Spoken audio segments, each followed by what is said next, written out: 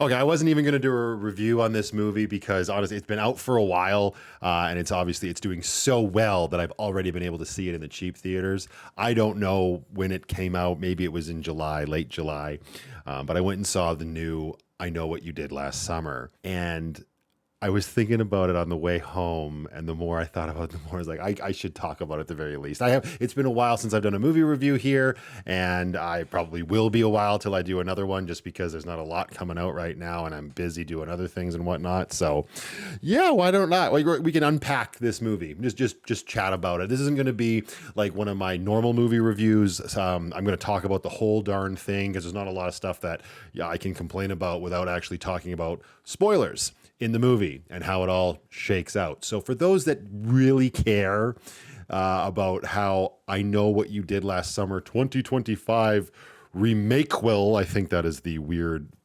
coined phrase that we are supposed to be referring to these movies as nowadays. If you really care that much, this is your official spoiler warning. Click away, go watch the movie first, and you can come back, see if you agree with me. But if you're that passionate about I Know What You Did Last Summer as a franchise, you're probably not going to agree with a lot of what I have to say because this was one turd of a movie. Now, I usually like stuff like this. I usually like just switching my brain off and just watching a good old slasher fic. Yes, we're doing great. Watching a good old slasher flick. And honestly, I think looking back on my time with this movie, I did enjoy it, but because it was so stupid, not because it was a good movie. Now, to be fair, a little bit of history, I guess. So if you don't know, I Know What You Did Last Summer and its sequel, I Still Know What You Did Last Summer, came out back in the 90s. I believe the first one was 96 or 97.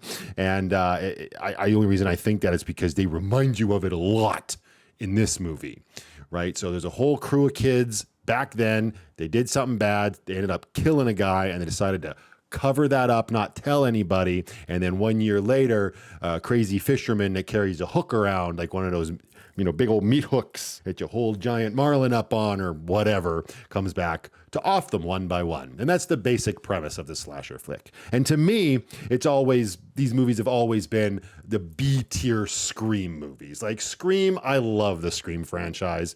Every single one of them, even 3, which I think is the weakest entry. And I even enjoyed 4, and then its remake will Scream. And Scream 6. Like I like those characters. I like the world building in that movie.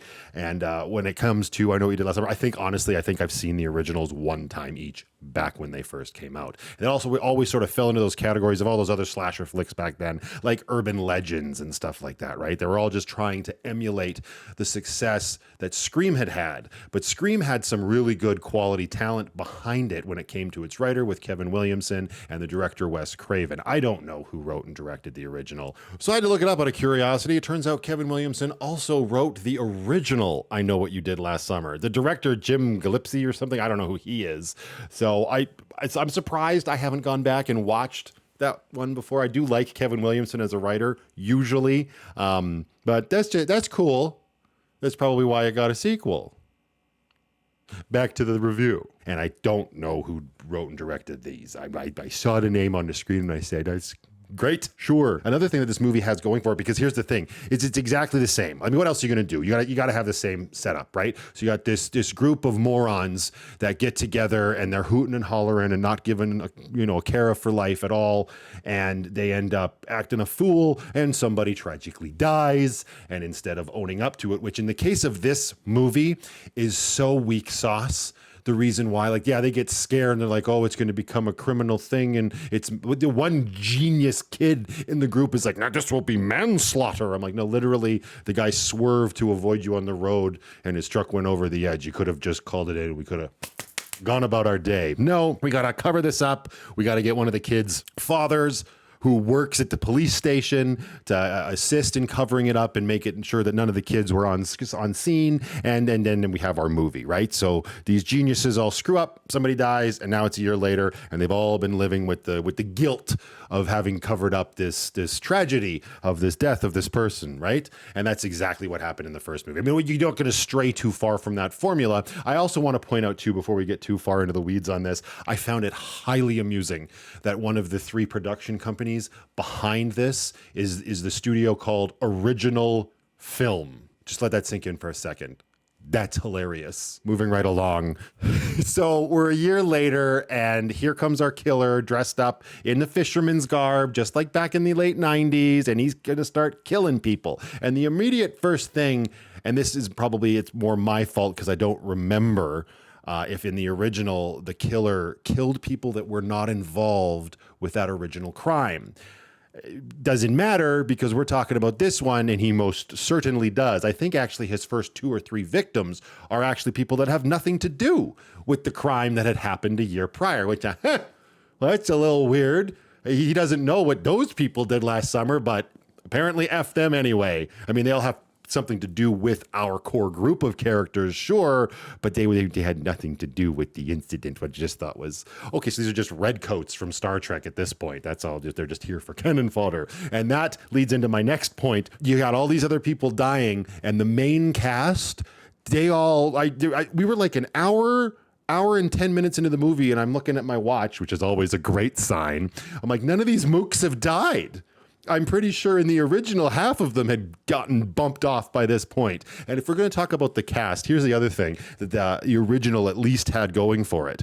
You know, like they weren't like Oscar winners or anything, but at least back then you had Jennifer Love Hewitt, Freddie Prinze Jr., Ryan Phillippe, and Sarah Michelle Gellar. And these were all fairly well-known names. I mean, maybe I'm misremembering it and they weren't that well-known back then. And this could just make me a product of my time and my own generation because I eventually knew who all of those actors were. And now I look at this one and just, I don't know any of these dweebs. Maybe that's on me. Maybe they're all very well-known in their own circles. But it ain't going to be from their acting because holy hell, top-notch from this crew. Top notch. And that's another thing that I was thinking. I'm like, at least with the Scream remake, well, you had Jenna Ortega with a little bit more, you know, like acting prowess behind her.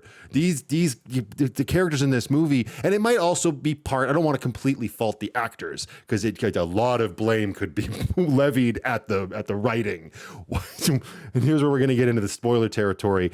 One of the characters, how dare they do this to me as an audience member? One of the characters is one of the worst characters I've ever experienced. And when it comes to a slasher movie, it's actually, it's kind of okay. When you first see the flaws of a character like this come to the surface and you're like, oh, yeah, I don't like them. I hope they get killed first.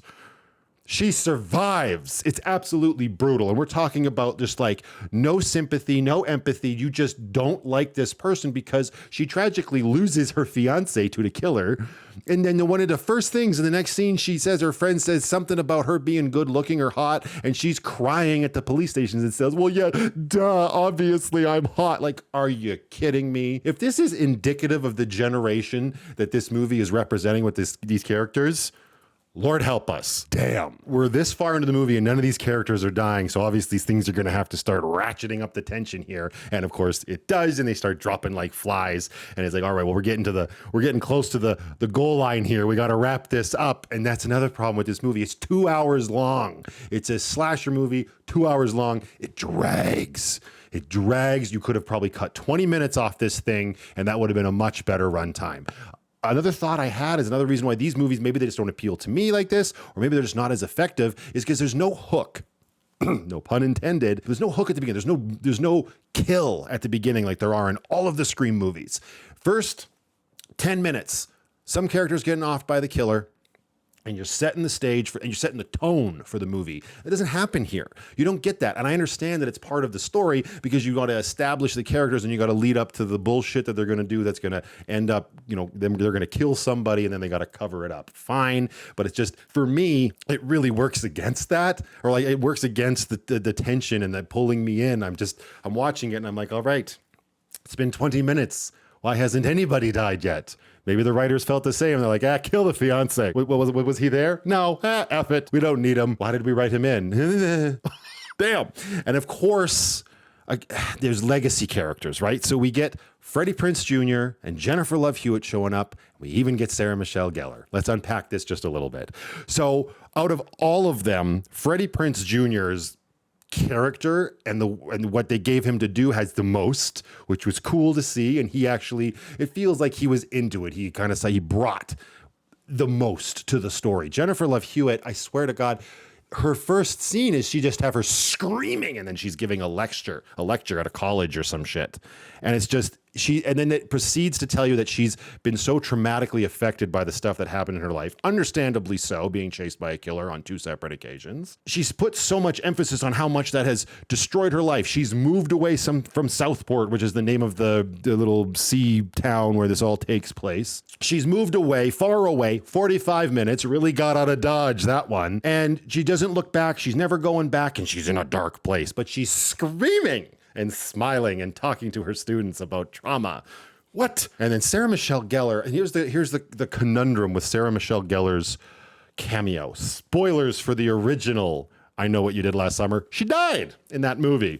A lot of emphasis on showing her portrait and picture in this movie, and then she shows up, albeit in a dream sequence for obviously, because she's dead, and we get this actual spiritual, weird, creepy out moment because one of the characters is having a dream, because the one bimbo that needed to get it more than anybody but survived, she's all messed up, and she's the same thing. She's the prom queen or whatever the hell it was that Sarah Michelle Gellar was, and so she got this connection to her, and so then she passes out and has a nap in the police station, as one does, and hallucinates Sarah Michelle Gellar. And that, honestly, as ridiculous and out of place as that scene was, it was actually one of the coolest looking scenes, so props to that. The story plays out, and of course it's one of the crew that ends up being the bad guy, and that tries to pull the rug out from underneath you and subvert your expectations when it gets to that point.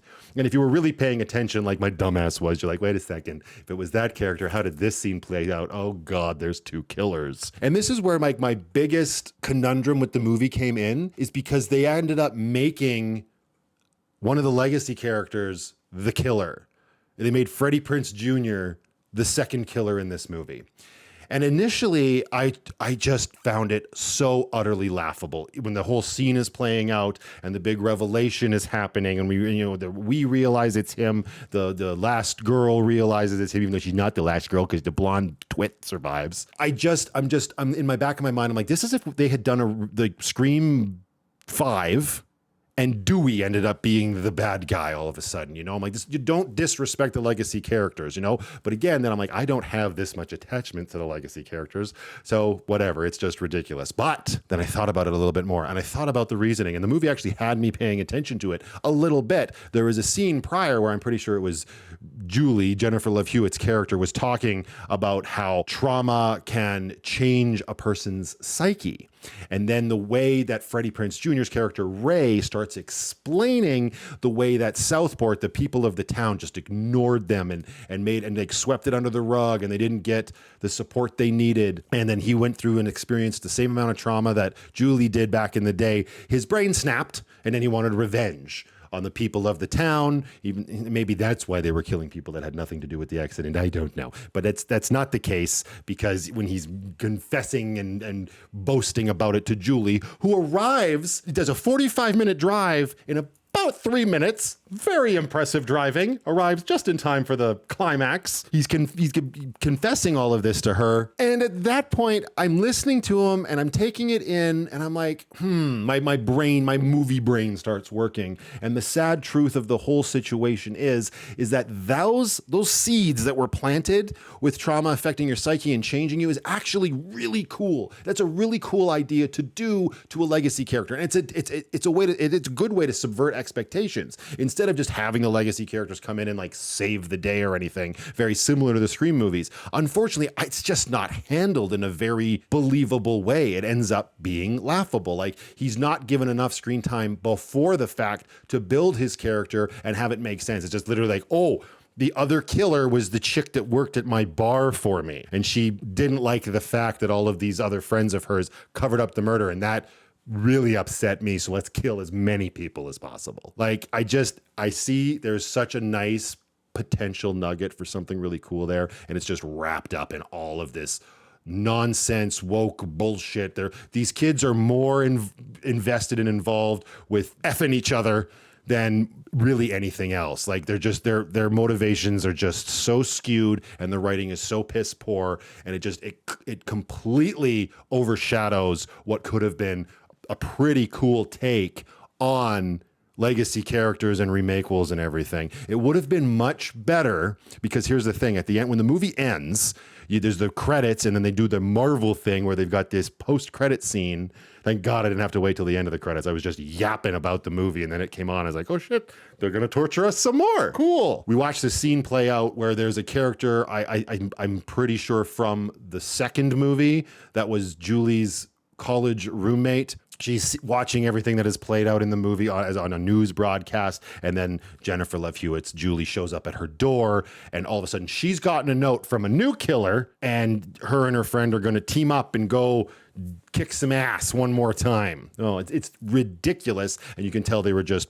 on a wish and a prayer that they were going to get a sequel to this movie. I doubt that's going to happen. We shall see. But if that was the ending and the stinger they were going to set up and they're going to make it all about Jennifer Love Hewitt's character again for this maybe sequel, they should have gone the extra mile and killed off all of these new characters. Because one of the killers gets away in the end. Freddie Prinze Jr., dead as a doorknob. But the little chick that worked with him at his bar, she ends up, we don't ever see her. But we get the two morons, the blondie and the brunette being like, we're best friends. We should just go find her and kill her. That's hilarious. They're so good. Oh, this whole experience was, I give it a 0 out of 10. Full suck. The dialogue is unbelievable. But anyways, it would have been better had they just wiped all of these characters off the face of the earth and then let's start fresh with Jennifer Love Hewitt and a new crew, if that was your intention. But you didn't. It was a half measure. These two morons survive, and I have to live with the fact that I sat through this POS movie. So those are my thoughts on the new I Know What You Did Last Summer. I know what you did last summer, and I wish I didn't.